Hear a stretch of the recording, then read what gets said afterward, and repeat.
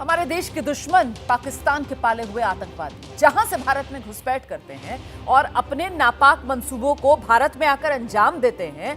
आज ABP news उस जगह पर मौजूद है। एबीपी न्यूज आपको दिखाएगा वो जगह जहां आतंकवादी छिपकर बैठते हैं और यहीं से अपने नापाक मंसूबों को अंजाम देने की योजना बनाते हैं। एबीपी न्यूज संवाददाता गणेश ठाकुर उरी में मौजूद हैं। यहां की जीरो लाइन से आपको वो पोस्ट दिखाएंगे जहां से पाकिस्तानी सेना सीजफायर का उल्लंघन करती है। हालांकि भारत के एक्शन से खौफजदा आतंकिस्तान के गांव अब इस इलाके में खाली पड़े हुए हैं। सन्नाटा पसरा हुआ है पाकिस्तान की तरफ लगने वाले बॉर्डर वाले गांव में, क्योंकि पाकिस्तान भारत के एक्शन के बाद जंग के खौफ में आ चुका है। दिखाते हैं आपको गणेश ठाकुर की रिपोर्ट। इस वक्त मैं खड़ा हूं जीरो लाइन पर। जीरो लाइन यानी भारत पाकिस्तान सीमा की वो लाइन जिसके एक तरफ भारत आता है तो दूसरी तरफ पाकिस्तान। अब उरी सेक्टर में आने वाली ये जीरो लाइन है। अब मैं आपको दिखाऊं, ये जो पोस्ट आप कैमरे में देखेंगे ये पोस्ट है पाकिस्तान की पोस्ट। इस पोस्ट को हाजी पीर पोस्ट कह सकते हैं। हाजी पीर यानी पाकिस्तान के अंदर आने वाला वो पहाड़ या वो जगह जहां से इन्फिल्ट्रेशन बड़ी संख्या में कई सालों से होता आ रहा है। कुछ दिन पहले भी इसी हाजी पीर रेंज से 2 आतंकी भारत आने की कोशिश कर रहे थे और भारतीय सेना ने उनको न्यूट्रलाइज किया। तो हाजी पीर पोस्ट यहाँ पर आप देख रहे हैं और मेरी दाईं तरफ अगर आप देखें तो मेरी दाईं तरफ अगर कैमरा हम पैन करेंगे तो ये पूरा पाकिस्तान है। हाजी पीर की ये जगह है। तस्वीरों में आप देख रहे हैं ये पूरा पाकिस्तान है। जीरो लाइन के इस तरफ का ये पूरा पाकिस्तान है। हाजी पीर इसको कहते हैं। और ये गांव, छोटे छोटे घर देख रहे हैं, वो पाकिस्तान ऑक्यूपाइड कश्मीर के अंडर आने वाले गांव हैं और यहीं से इन्फिल्ट्रेशन का बहुत बड़ा रास्ता है। यानी जीरो लाइन, अगर ये कर्व आप देखेंगे ऊपर का पहाड़ से लेकर ये एक लाइन यहाँ पर जो दिख रही है, इसके इस तरफ भारत है और पीछे के सारे पहाड़ आप देख रहे हैं, घरों के साथ पीछे के पहाड़, वो सारे पहाड़ पाकिस्तान के अंडर में आते हैं। अब यहाँ की स्थिति क्या है, यहाँ किस तरह पोस्ट बने हैं और किस तरह माहौल तनावपूर्ण है, बताने के लिए मेरे साथ उरी का एक युवा है। नोमान इसका नाम है। नोमान कई सालों से यहाँ रहता है, पढ़ाई करता है और यहाँ पर होने वाली जो तनाव की स्थिति है उसने देखी है। नोमान, सबसे पहले आपको जानना चाहूँगा, जीरो लाइन इसे हम कहते हैं, जैसा मैं बता रहा था, क्या मैं सही बता रहा था? अगर आप भी हमारे दर्शकों को बता पाएंगे कि उरी की ये जीरो लाइन कहाँ से पहुँचती है, कैसे पहुँचती है? बिल्कुल, ये आप देख सकते हैं, ये हाजी पीर सेक्टर इसे कहा जाता है। ये उड़ी में है तो यही जीरो लाइन है। यहीं से जो शेलिंग वगैरह होती है तो यहीं से होती है। आपने भी शेलिंग, तोपें, बॉम्ब चलते हुए सब देखा है, उसको महसूस किया है? हमने तो कुछ साल पहले देखा है, लेकिन हमसे जो हमारे बुजुर्ग वगैरह हैं उन्होंने बहुत झेला है। यहाँ पे बहुत, यहाँ पे शेलिंग होती थी, नुकसान होता था हमारे घर वालों को और मकान वगैरह, लाइफ का डैमेज होता था, तो बहुत ज़्यादा परेशानी होती है। जी बताइए नुमान, ये ऊपर की पोस्ट पाकिस्तान की पोस्ट है, ठीक है? उसके बाद यहाँ से पूरा पहाड़ ये हाजी पीर का पहाड़, ये सब हाजी पीर का पहाड़ है और उस साइड पाकिस्तान की पोस्ट। घर जो दिखते हैं वो सारे पाकिस्तान के। जी जी, हाजी पीर सेक्टर इसी का। पहलगाम हमले के बाद में दोबारा से जंग के हालात बने हैं, तो उरी में क्या माहौल है? उरी में बहुत डर का माहौल है, क्योंकि तब से यहाँ पे एक तो बॉर्डर है, हम सब बॉर्डर के लोग हैं, डरते हैं। यहाँ पे कभी भी शेलिंग हो सकती है, तो बहुत ज़्यादा डरे हुए हैं, माहौल बहुत ज़्यादा डरा हुआ है। जीरो लाइन का असर आपकी ज़िंदगी पर भी होता है, क्योंकि बहुत सारे रिस्ट्रिक्शंस होते हैं। हर बार जब भी तनाव आता है तो सबसे पहली मार उरी को झेलनी पड़ती है। उरी को ज़रूर, क्योंकि जब भी शेलिंग होती है तो हम लोग ही फंसते हैं, बॉर्डर के लोग। हमें ही बहुत गोलियां वगैरह यहाँ पे पड़ते हैं, बम पड़ते हैं, शेलिंग, बहुत ज़्यादा शेलिंग होती है, तो हम लोगों को ये झेलना पड़ता है बहुत ज़्यादा। जंग के हालात हैं तो आप क्या समझते हैं, क्या चाहते हैं, क्या उम्मीद रखते हैं? हम यही उम्मीद रखते हैं कि अमन हो बॉर्डरों पे हम लोग, ताकि हम लोग भी चैन से जी पाएँ। मैं आपको दिखाना चाहूँगा मेरी बाईं तरफ का ये हिस्सा। मेरी बाईं तरफ का हिस्सा ये भी पाकिस्तान के अंदर में आता है। अगर एकदम हम जूम करेंगे यहाँ से तो थोड़ा फॉग जैसे जो रास्ता इन पेड़ों के बीच में दिख रहा है, ये सारे पहाड़ पाकिस्तान के हैं। उसको पांडो पॉइंट कहते हैं और उसके पीछे कमालकोट जो भारत के अंदर में आता है, उसके ठीक पीछे का पहाड़ पाकिस्तान का है।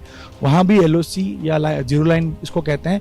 और ये इन सारे पहाड़ों के पीछे आता है पाकिस्तान ऑक्युपाइड कश्मीर और मुजफ्फराबाद को इसको कहा जाता है। तो ये उरी अगर हम बात करें तो उरी में ब्रिगेड कैंप पर हमला हुआ, उरी में कई बार हमने देखा, बालाकोट के समय में भी एयर स्ट्राइक जब हो रही थी तो यहाँ पे काफ़ी मूवमेंट थी, शेलिंग होती थी, कई सारे गांव उन शेलिंग का शिकार बने थे।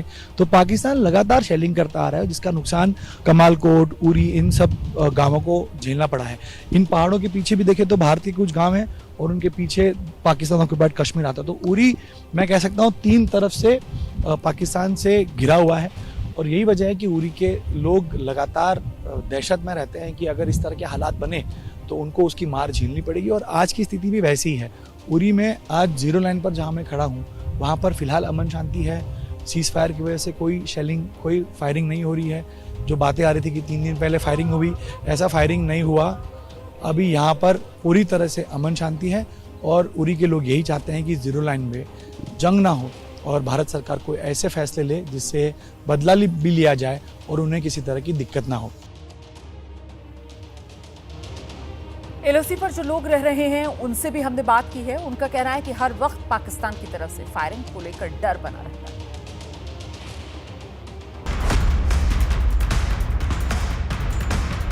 उरी इस नाम से पूरा देश वाकिफ है क्योंकि उरी ने इतना कुछ झेला है, इतनी मार झेली है भारत पाकिस्तान के बीच की अंदरूनी लड़ाई के चलते कि उरी आज भी उस सदमे से कई बार उभर नहीं पाता।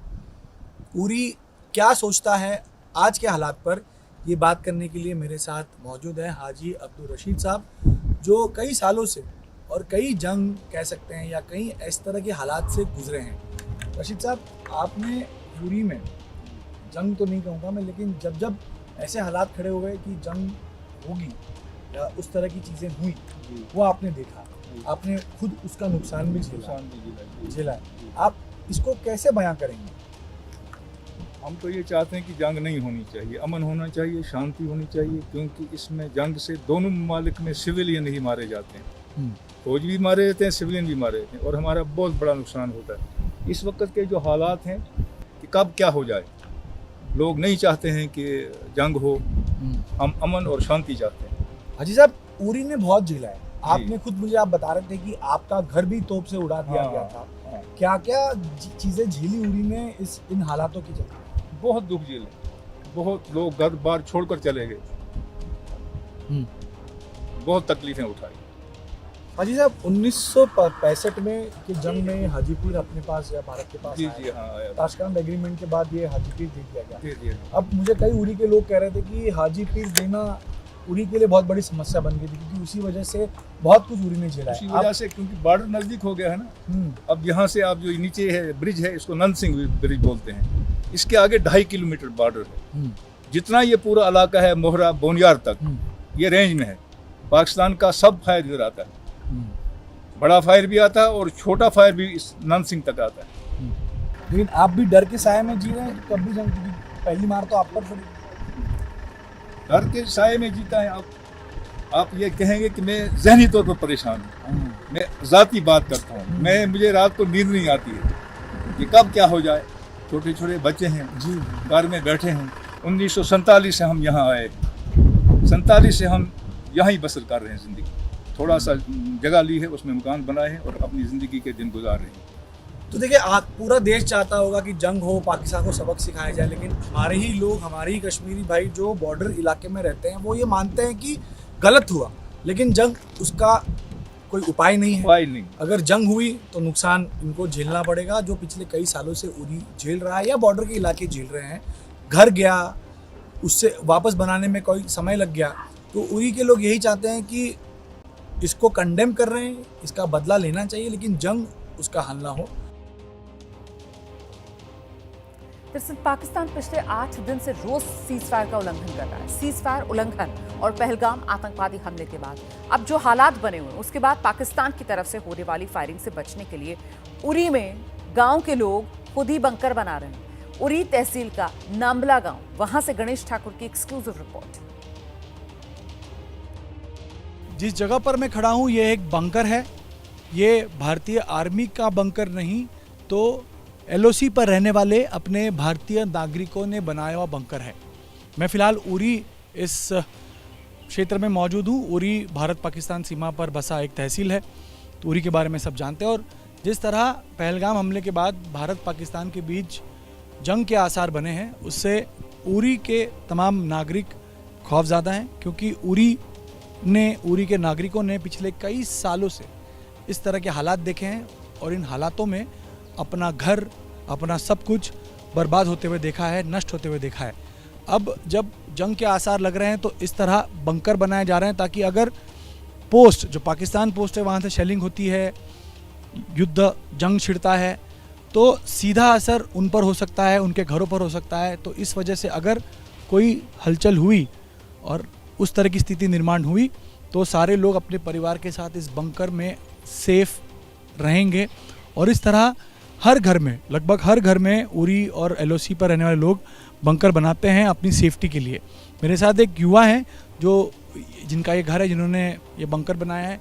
आपने ये बंकर बनाया, अब क्या माहौल है? डर का माहौल लग रहा है आपको? जैसे कि कंडीशंस बनी हुई हैं, इससे हमें बहुत डर है, क्योंकि हमने ऐसी कंडीशंस देखी हैं जब भी शेलिंग होती है हम पूरा असर हम पे पड़ता है, हमारे घरों पर कई बार लगता है आकर। उससे बचने के लिए सर हम थोड़ा सा ये बंकर बनाया है।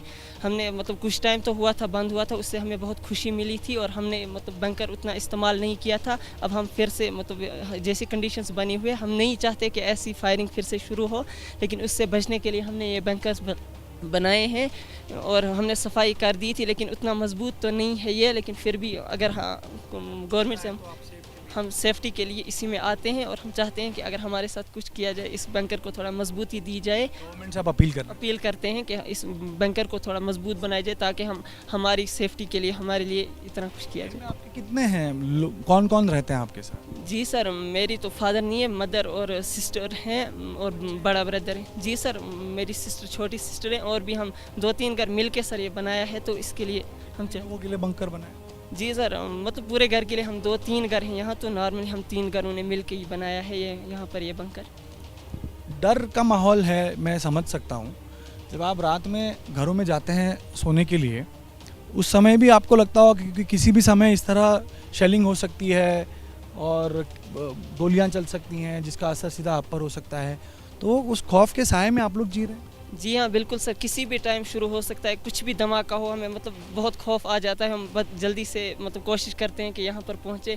पहले तो बहुत प्रॉब्लम हुई थी, अब खुश थे हम, कुछ टाइम फायर था, सब कुछ था, तो उससे हम बहुत खुश थे। लेकिन अब फिर से जैसी कंडीशन बनी है सर, बहुत खौफ है। रात को भी अगर कुछ थोड़ी सी भी आवाज़ आए जाग जाते हैं, डर। आप अगर बताएं बंकर आपने कैसे, किस परिस्थिति में बनाया? अगर आप अंदर जाए, मैं आपके पीछे आता हूँ। जी सर, ये हमने यहीं पे बनाया थे, मतलब पत्थर वगैरह जमा करके और थोड़ी सी सीमेंट वगैरह से बनाया था, और ऊपर ये थोड़ी बहुत लकड़ी थी तो उसी से। लेकिन उतना मजबूत तो नहीं है सर, अगर इसके ऊपर लगे तो बहुत मतलब नुकसान तो हमें, तो अगर इसके ऊपर स्लैब वगैरह पड़ जाए तो ये हमारे लिए बहुत काइंडफुल एक्शन होगा गवर्नमेंट का। इस तरह बंकर बनाने की प्रक्रिया शुरू हुई है आपके तहसील में, आपके गाँव में? या जी हाँ सर, ऑलमोस्ट हर घर में जो बना सकता है उसने तो बना लिया है, और जो नहीं बना सकते वो तो मतलब ऐसे हमसायों के घर में आ जाते हैं।